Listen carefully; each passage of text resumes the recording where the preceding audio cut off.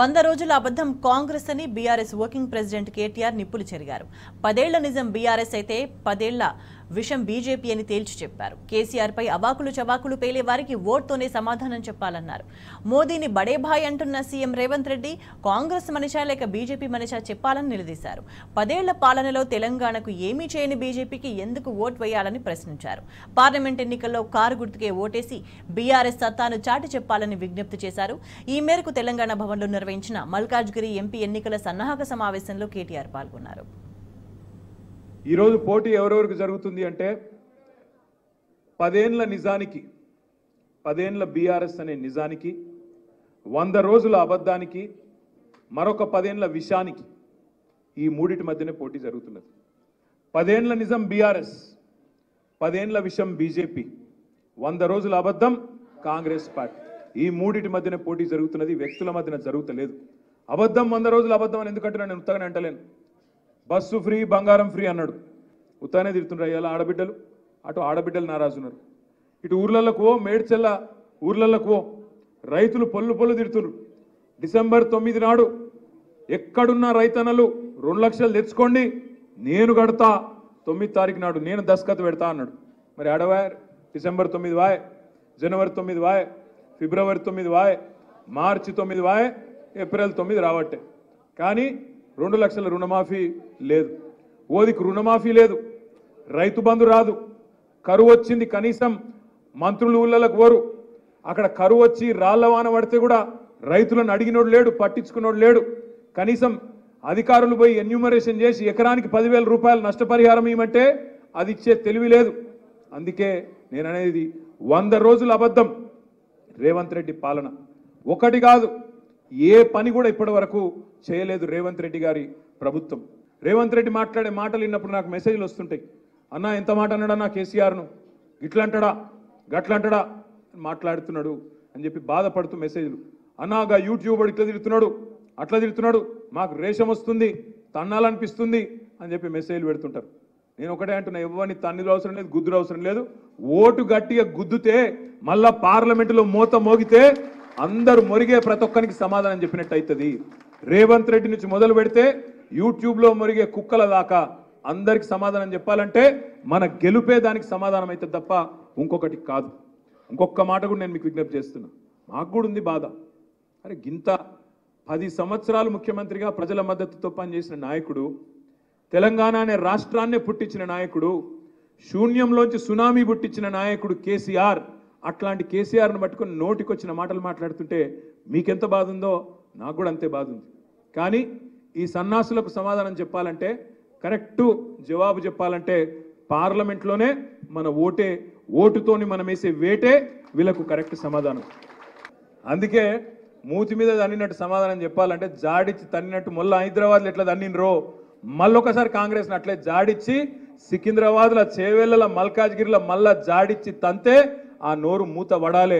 ఒక్క సీటు గెలవరు అనే నోరు, అడ్డమైన కారు కూతలు మూత వడాలంటే కారు ఉరకాలే. 100 కిలోమీటర్ల రఫ్తారుతో కారు ఊరికి లక్ష్మారెడ్డి గారు బ్రహ్మాండంగా గెలిచి తీరాలి. అసలు రేవంత్ రెడ్డి కాంగ్రెస్ పార్టీ మనిషా, అసలు రాహుల్ గాంధీ మనిషా, నరేంద్ర మోడీ మనిషా నాకైతే సమజ్ అయితలేదు.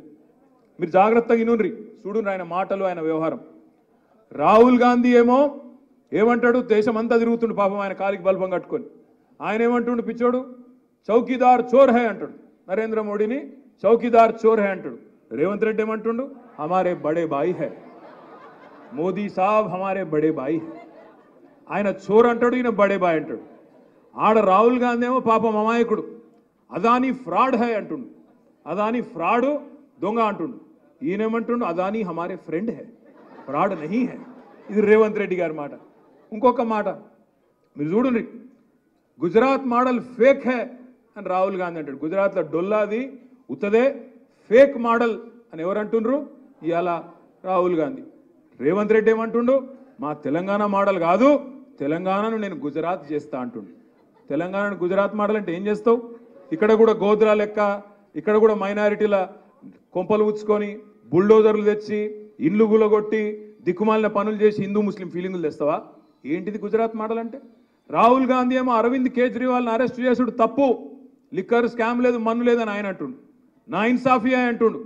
రేవంత్ రెడ్డి ఏమో కవితమ్మని అరెస్ట్ చేసుడు కరెక్టే, స్కామ్ అని ఇక్కడ వీడు మాట్లాడతాడు.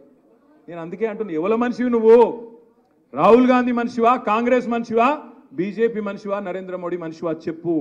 ఇక మా ఈటెల రాజేందర్ గారు అన్న పాపం హుజురాబాద్లో గజ్వేల్లో ఓడిపోతే అన్న ఇక్కడ టికెట్ తీసుకొని వచ్చిండు.